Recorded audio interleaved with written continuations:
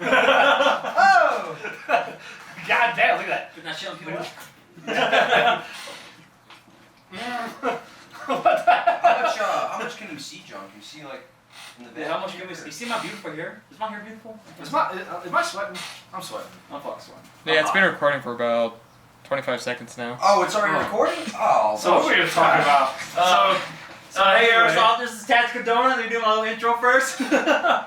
I'm here with Rob and Tom. I forgot their code names. I don't remember them, so just call them Rob and Tom. It's at 13 and. Find me on Instagram, Debo _ pretty sure it's _ Tommy dash no period boy. I'll put it in the description for the video. Yeah, this is. It's that BMI life, bro. Yeah, I know. It's that being 119 pounds.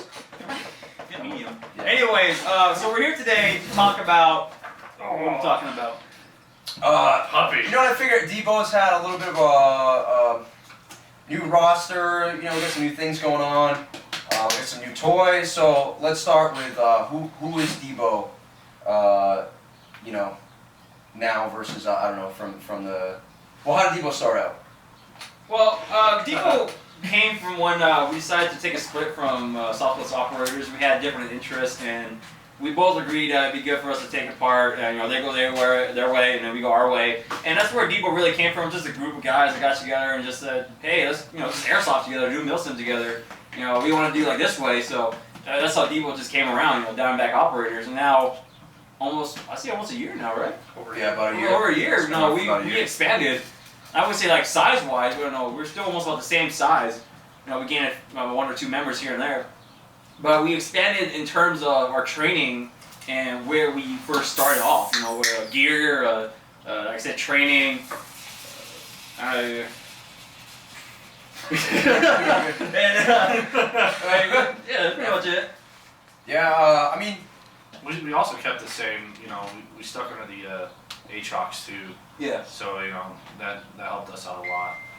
And also picking up some sponsors that we're not going to talk about yet, maybe later on in the video. Stay tuned for that. You guys will like it. Super secret.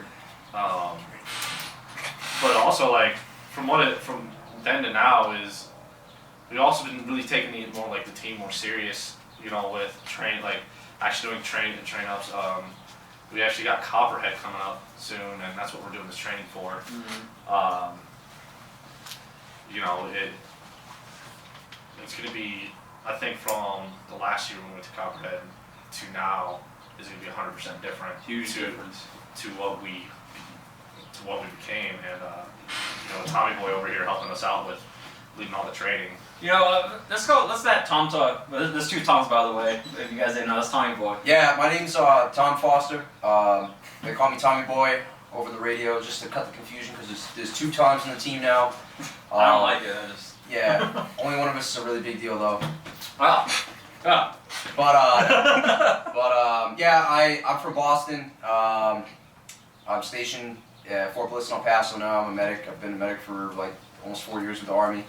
I've been looking at airsoft since I was like 12, 13 years old. I got into paintball when I was younger, and I just started looking at it online. Thought it was pretty cool. Yeah. It's a little about me. So yeah, man. I mean, I'm gonna be 25 real soon, and same already, Mingo. What else do you want to put in there? I guess we're doing a podcast, not a fucking Milsim. Yeah. Well, yeah, you know, I mean, I fucking love airsoft, man. I've been looking at this shit for going on like 13 years now. Have you been playing that long? Nah, not really, but I've been looking on Arnie's Airsoft since like early 2000s.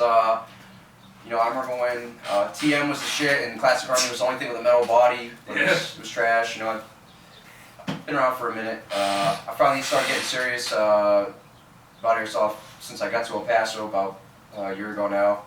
I hooked up with these guys almost a year ago now, and yeah, it's been killer. I mean, I've seen a shift in the team since I've hopped on. You know, at first it was kind of more of, you know, good gear and impression kind of stuff. Now we're kind of, that's taken a little bit of a backseat to the training and getting more serious about the tactics.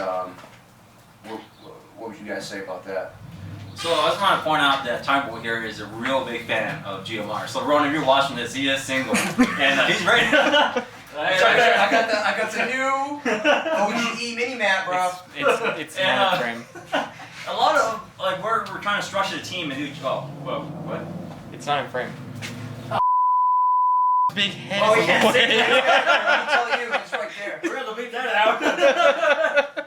Is this still recording? Yeah.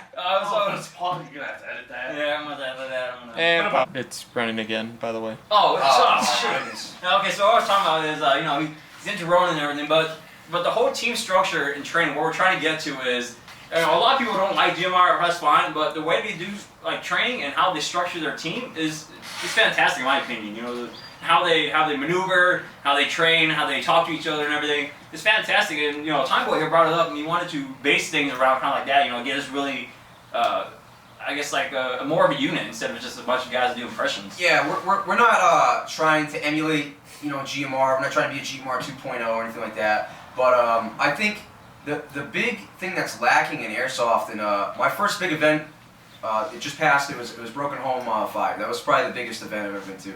American Milsim there, and it was dope. I had a good time.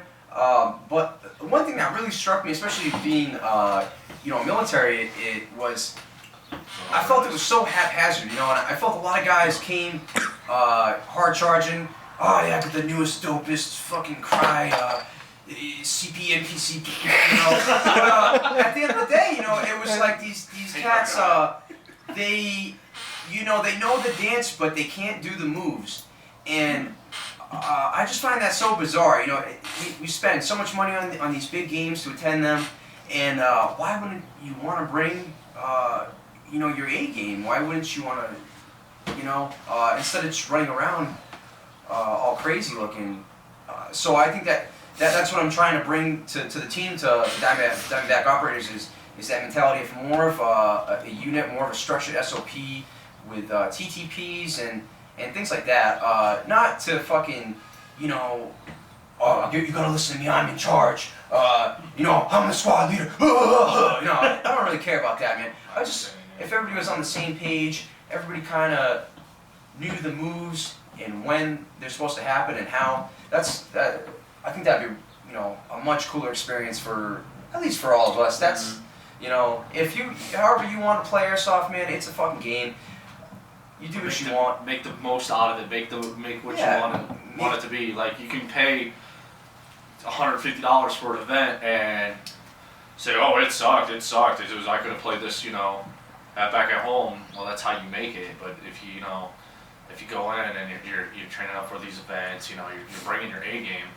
You'll enjoy the event. Yeah, we haven't even been to any local games lately. We've just been training on the weekends, and I think it's been pretty fun. I mean, in my opinion, today we went over patrol formations and just squad movements, things like that, and it was killer, man. I had a lot of fun discussing different techniques, things like that. We got a guy on the team that's prior service Army Scout. Yeah, he's a Cav Scout, so.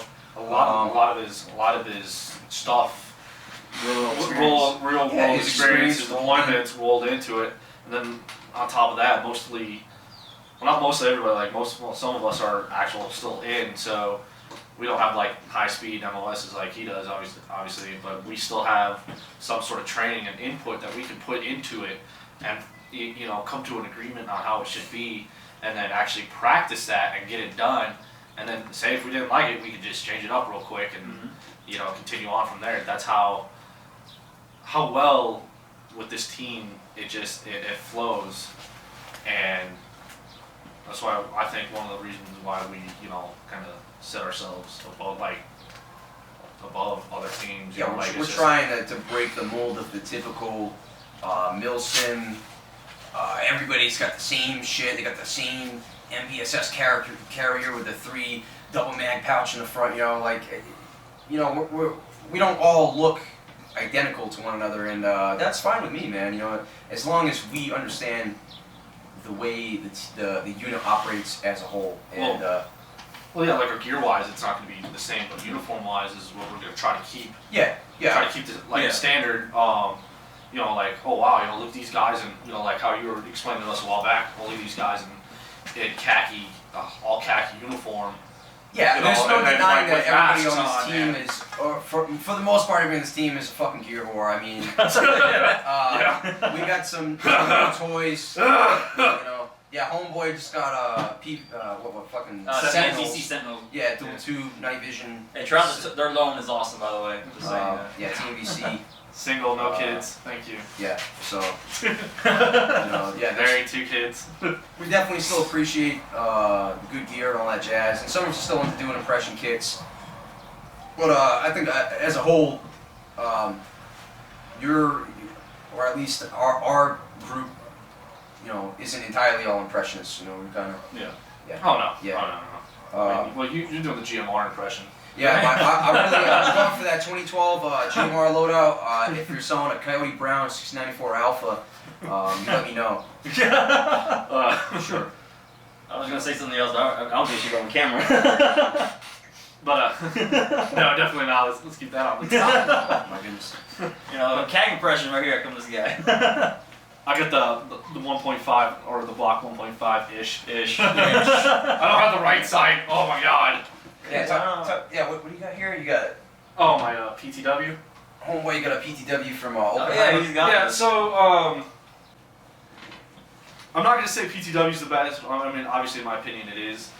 But like, I mean, I know all 3 of us own one. Yeah, definitely. But You're the thing is, sound like GMR. no, I've got the Mark 18 I'll tell you what, bro. I got a PTW myself.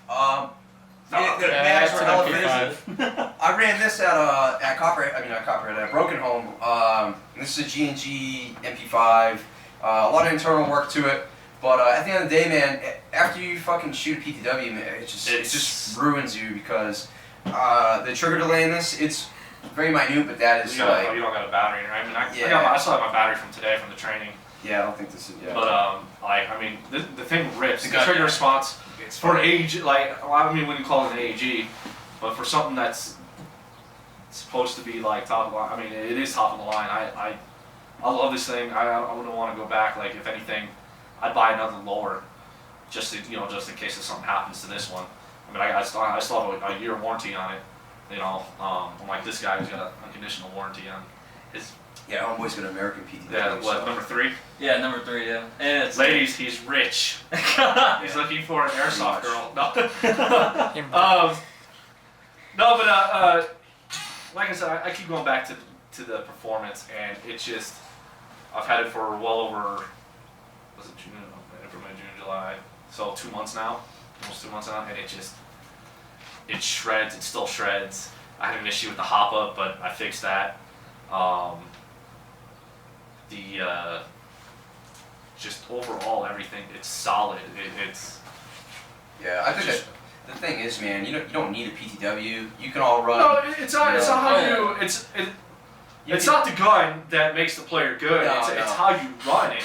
I mean, for the longest time before I got this, I had the KW here. If you want to put that one back, I don't know if you can reach. Unbelievable. Unbelievable. No respect. I know. See, I gotta get up now. God I mean, you are 5 foot nothing. damn it. 5'3", okay. Oh, No, just, I ran obviously I ran a K for like the longest time, for over a year. I ran a KWA SR10, but modified it to a Mark 18, which I don't know why I should have just gotten an SR7, but dipshit over here when I was in Germany. So like, no, you can't have the same gun. And I was like, whoa, okay, man. No, but anyway, no, in that gun, I think the only thing I had like to replace on that was the trigger contacts. That went out on me, and after that, the hop up's a little finicky because, I mean, it's a split. Yeah, it's the split hop. Yeah, it's not the best in the world. It's got a lot of stuff internally done, and it does shred. But just like Tommy Boy was saying, the trigger response, I'm pretty sure. I don't know. I'm not a super tech savvy dude when it comes to guns. I've heard if you put a BTC, it's like MOSFET, and you can get it to rip. Yeah, I was about to say that too. I mean, probably a lot of techs are watching. It's like, oh no, I can do the same thing. Yeah, I know. Cheaper. Yeah, we're not it's techs. not the be all end all. not But I techs. mean, It comes down to what you want though. Like a PTW is what I want because it's 1-on-1 scale, and I like the way it breaks down. I like the way it works. You know, Yeah. for me, it's easier for me to work on a PTW than it is with an AEG. So You had the CTW first. yeah, I had a CTW. You know, I had a lot of training on that. Inferior. So I mean, it was inferior. Don't get me wrong, it was. Inferior. And I bought North American PTW. I love that thing. Yeah. You've had that Yeah. over. I've had it over. I bought it at Copperhead last year. They brought it to me. Yeah, they brought Yeah. it to you. So it's been over a year now. They're working on it right now, and it's gonna look awesome. It's the customer service is fantastic. Z-Shot is. Yeah, I'm pretty impressed with the whole Z-Shot thing, man. Homeboy's about to get a new So they actual Yeah. HK upper. yeah. So I have like yeah. a HOW HK 416 upper, and they were like, I was telling them there's an issue with meshing because the first design, the beta design, we're having issues, and then they were like, okay, you know what, take care of it for you. And turns out they got me a real MR556 upper, machined it out and everything, and it looks amazing. They sent me pictures. I should be getting it sometime next week, so just stand by for that. Yeah. Oh god, I can't wait. I mean, I'm like. Oh god. Oh, yeah. Well, the biggest thing is like, I know like the rest of our team doesn't have them. Doesn't have. No, we got guys on Well, the team PTWs. that's running. John just got a gas blowback. A Scar. Yeah, Mark Mark 17. 17. Yeah, I got Yeah. a Mark 17. I got my GSK. The thing that's cool with us running PTWs is we have continuity with the magazines. You know, I can. Well, except for your. I put on some new Whizbang Oh, High magazines. speed for us, apparently. Yeah, whatever. I'm gonna file it down, you know. But the thing to think about, you know, when you're looking at your team is, you know, one of your homeboys might have a fucking G36, and the other guy might have a FAL, and then this guy's got this. When yeah, you know, just crazy, I said crazy. AK, but it just jumps to that. Yeah, we're getting out there, you know, but it's cool to be able to be like, hey man, I need a magazine, you know, especially with AMS now they're cutting it down to where you can only have 7 mags. Yeah. And I mean, if you blew through 7 mags, you know, your shit is really bad already. But Yeah, most mags hold, most airsoft magazines hold, 120 rounds. yeah, Except for like if you got the Evic Banff mag, which I hear is garbage. yeah. But it's just But, cool. It's cool to have that compatibility between one another, where you're like, yo, I need a mag, toss me a mag, or you Yeah, just grab a bro. mag off your buddy's back, Yeah, you know, that video. stuff like that, you know. Yeah, that super Hollywood cool guy moment, like, Yeah, that happens to me. catch that, Oh, yeah, throws in the mag well we real quick. we took like I think Just JP. 3 of us. I think well it was 4. No, it was 4 of us. Oh yeah, it was 4. My bad. It was 4 of us, and JP was like, "Yo, you guys took out literally like 30 guys," and he was talking to me. He's like, "Yeah, I'm pretty pissed." I was like, "What's up, man?" He's like, "Yeah, it was just only 4 of you," and he knows like from most of the events, like you know, we talked to JP, you know, we talked to kind of some of the guys, and he kind of knows like who we are, you know, by our faces and stuff. And then when he saw us, and he was kind of upset at the fact it was us killing like 30 of his guys because they were all funneling. Yeah, they were. What happened was they were like only a few. They knew we were there, but we kept jumping around and stuff, and so they kept sending like small patrols, and we were just killing them left and right. And they just got complacent. Is what it was. Yeah. They were like, "Oh, we're at our fob, nothing can happen." Oh, we caught them off guard.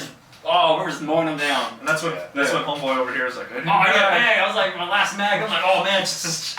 it felt good. It felt awesome. And then I realized I was running low. That brings back to the tactics thing too, where you got these guys. I saw it at Broken Home where it was just kind of like, all right, yeah, let's make a fucking charge, and everybody gets taken out, and then let's make another charge again. Let's do it again. Like you gotta break the mold, man. You know, if that's how you want to play, that's how you play. But you know, you gotta think strategy outside the box. You know. A lot of airsofters for whatever reason don't want to go through all the brush and the thickets and all this crazy shit. And I get it, you know, you spend a lot of money on your gear, and I mean, homeboys spent thousands of plus dollars. I mean, I know I have too. It's just weird. Yeah, I mean, I had a guy at Broken Home, and he got taken out. I had a medic pretty near, close by, and I was like, all right, man, I'm gonna drag you. He's like, no, don't drag me. And I'm like, okay, man, you know. Oh, because he's worried about ripping his gear? Yeah. I mean, I'm not gonna name any names, but you know. Like, your gear doesn't define you as a player. Yeah, I mean, hey, you know, He's running out of beer. isn't there another one down there? There's 2. Look at that. We look like Yo, alcohol. where's my Batman thing? Nowhere. Oh yeah, Tom, I see wallet. But anyway, your gear doesn't define you. I know players who wear not the greatest gear, but they take care of their gear and they play amazing. There's no. Yeah, I mean, especially after every big op or even after every game, man, that I play locally, there's I kind of have like ritual where I'll go through my gear and I'll be like, all right, this part's kind of frayed up, hit it with a lighter. Oh, this shit's ripped. I gotta go to a seamstress. Yeah. Do you like going Pride to your field closet pants. with like your picture of Ronan? Like Ronan, please fix my JPC. He's a big fan. Pepperoni aside. Hey, what's your side paper with the stickers? You know, because you know, I'm not made of fucking money. I get that government money. You know, I'm in the army. I don't make a lot of money, so. I spend a lot on this shit, but I gotta take care of it, man. It's an investment, so I'm always trying. I'm trying Wife to and keep up. 2 kids. Yeah, you know. I love them very much. One of them's named after. Yeah, they're cool, I guess. Kill. But you know, I'm trying to take care of my investment, so you know, I'm looking after the gear. I'm looking, you know, whatever, and I'm trying to progress as a player too. So after every game, I'm kind of doing a little AAR with myself. What did I do right? What did I do wrong? And I'll actually make notes of that. I have my phone right now. Well, even with that though, like I run a GoPro, but and that's how many videos do I have? How many videos do I have on the internet? Is really none. Yeah. But the thing is what I like to do after games. You know, I really like to look back and wait. What'd you guys catch? Nothing. Man, I like to look back and see what mistakes I do or what I could have done right. You know, and it really helps you out. So, because in your mind you're just like, well, holy shit, you know, I really did that. Wow. Or you know, like even still, like if you gotta do a reload, and you're like you sit there, you drop your mag and you're fumbling or something. You know, you can time yourself to see how much like you reload it, like how fast you reload in a combat situation or something like that. But to go back and do AR on yourself and even on other things like on your team and you know get your team together and talk and be like, look, this is what we could have done. You know, while you're going this way, you could have done this. You know, that it not only helps you out, but it also helps your team out. So even if you don't have a YouTube channel or like, so I'm not trying to do a YouTube channel, but yeah, me neither. Real quick, I apologize for my lack of videos. I've been busy. We all I had eye surgery, thing. This Milsim talk type of stuff. We want to be more of a regular. Nope. Coffees. I don't know what you want, man. I'm from the Northeast. Oh yeah. Like Homegirl was saying with the GoPro contour thing. I don't have a YouTube channel. I run a GoPro. I mean a contour every game, and it's for the sole purpose to see what I did and what we did, because you can talk about it after the fact, but it will always sound so much cooler when you're like, remember when I smoked those fucking 3 heads and blah blah blah, and then you actually go watch it and you did a wonky ass reload and you looked all crazy, and you know, it's just it's good to be objective when you watch Your own stuff. you know your own self through this GoPro and contour footage, and that's how you can improve. You know, you can improve your game. As a team and as a player. You know, as a team you can be like, hey, this entry was kind of fucked up. I did this reload and kind of fumbled it real bad, you know, so it's just building that consistency and be able to go back and say, hey, this worked and this didn't, and here's what we should do about it. This first episode here, I guess we just kind of want to introduce the team, ourselves, and kind of talk about the direction that we've been going in. And I need to introduce myself. You did, Nobody cares. Yeah, well, I mean, you did. Tommy Boy's the newest. Everybody cares about. I got the big chair here. You know, you don't Everybody knows about me. That's my chair, by the way. That's my T-shirt. So Rob Marshall. Okay, so hold on. This whole T-shirt thing. So this guy and I, we were at Target, and you know, I think we were looking at like the PC games or something like that, just walking around. PC Master Race. And this girl, she had to be no more than 15 braces and stuff. Walks up to Tom here. Shelby. Same height as Tommy Boy, by the way. Yeah, and she licks her, like, she had braces and all. She didn't lick her braces. I couldn't saw her. She was like, and she goes, I don't know why this crossed her head. And she's like, by the way, I like your shirt. And then turned around and walked with her. That was my other shirt. But it doesn't matter though. It had a dinosaur on it. It's the same shirt to me. Anyways, we're cutting it pretty long, so let's start talking about the new gear that we Yeah, so we recently got some new acquired. toys, all of us. We, like I said, you know, we're got fucking some. gear whores. That'll never really change. I try and kind of keep continuity with my stuff. I kind of run the same things all the time for the most part. Sometimes, you know, if I see something new that catches my eye, I might pick it up. But tell me what you got. So right here, real quick, one of the team's decision was to go khaki. There we go. With the secondary uniform that we're going to run as a team, we'll have multicam and khaki. So you'll be seeing us wearing khaki at Copyright 2. Yeah. And the person we're talking to, or the company we're talking to get us khaki set is Kratos. And you guys don't know them, they actually make really good uniforms. A model off Cry, but they're a little different. And one of the uniforms I got here, actually Pants has got back today, is the Kratos UCP Kratos K-Sog. Kratos? This Kratos. Crazy. I was the K-Sog. K-Sog used to be Delta. Race. This is not what?